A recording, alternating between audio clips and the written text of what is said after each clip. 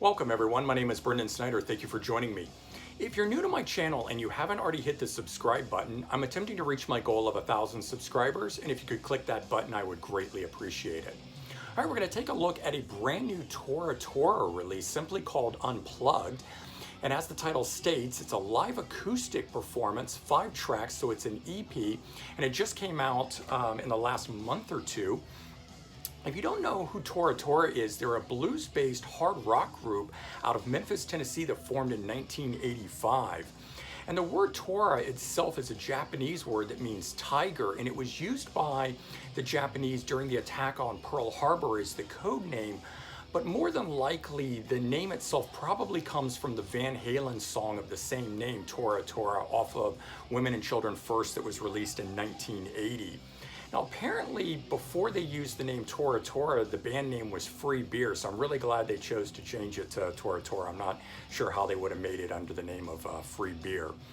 But eventually the band won a Battle of the Bands contest, and the prize from that was studio time.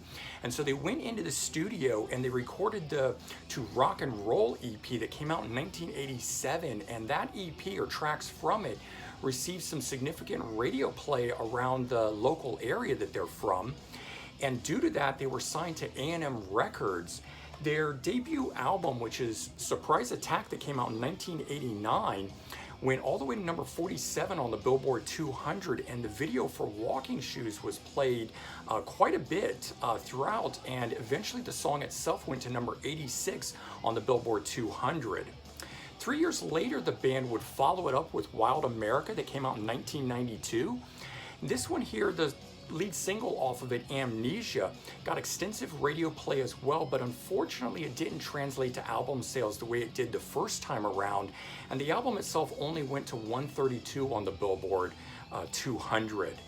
And the band did record a follow-up, a third album called Revolution Day that was due to come out in 1994 but was shelved.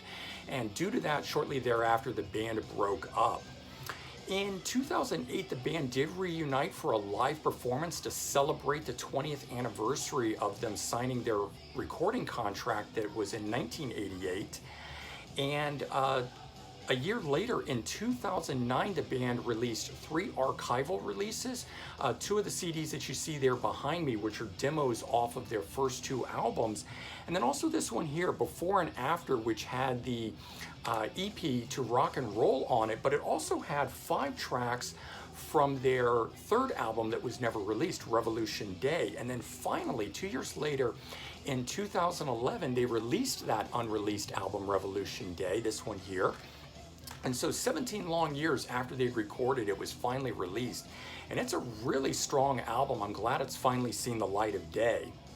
And then finally, again, in 2019, they released finally brand new material, The Bastards of Beale, this album here, which again is a really strong album showing that the band has lost none of their kick, since they originally started. And lead singer Anthony Corder's just as strong as ever vocally as he was back in the late 80s and early 90s.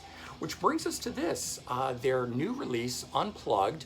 As I said, it's a 5-song EP recorded acoustically live, and it features highlights from that one-off live acoustic performance. So the fact that it's highlights indicates what I'm going to tell you here, which is that it actually fades out in between each of the tracks in order to have it the 5 songs that they selected for this. But there's minimal crowd noise in this, and so the fading in and out is so subtle, you almost don't even notice it. I really had to listen for it.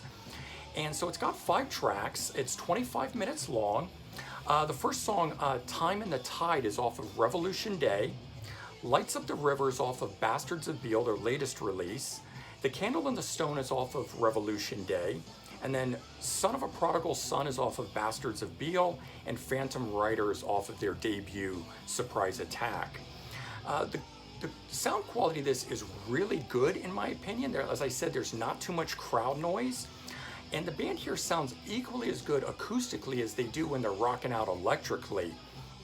Some of the songs on here, like the song off Revolution Day, The Candle in the Stone, I think actually sounds better here done live acoustically as it does having been performed originally on Revolution Day.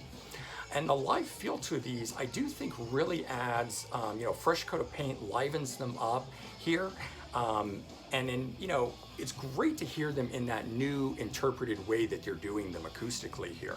Let's take a quick look at this. There's not a lot to the packaging, but there's the album cover, which I like the way that's done, zoomed in on the acoustic guitar and the classic Tora Tora logo there.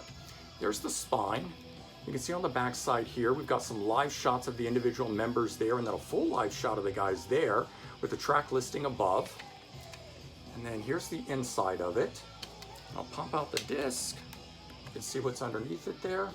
But it's a nice little packaging for an EP here. I think it's done really well. Sort of bottom line on this is, I think it's really great to get these rarer songs done live and acoustic like this.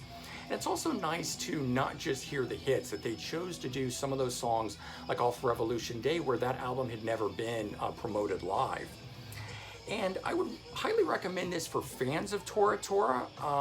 And since, as I mentioned, it's a limited edition release, and by the way that they've done other limited edition releases, like one that they did back in 2008 at that live 20th anniversary concert, they released an album after that show that was limited edition, and it's never been re-released since. So when they state something is limited edition, at least so far, they've stuck to that. So if you're interested at all, I would highly recommend picking it up. And I have just recently heard in interviews by them, apparently it's doing so well, they're considering doing a volume 2 of this. So definitely keep an ear out for that. All right, I hope you enjoyed this. And if you did, please remember to comment, like, and subscribe. Let me know your thoughts, and I hope everyone has a great day. Take care. Bye-bye.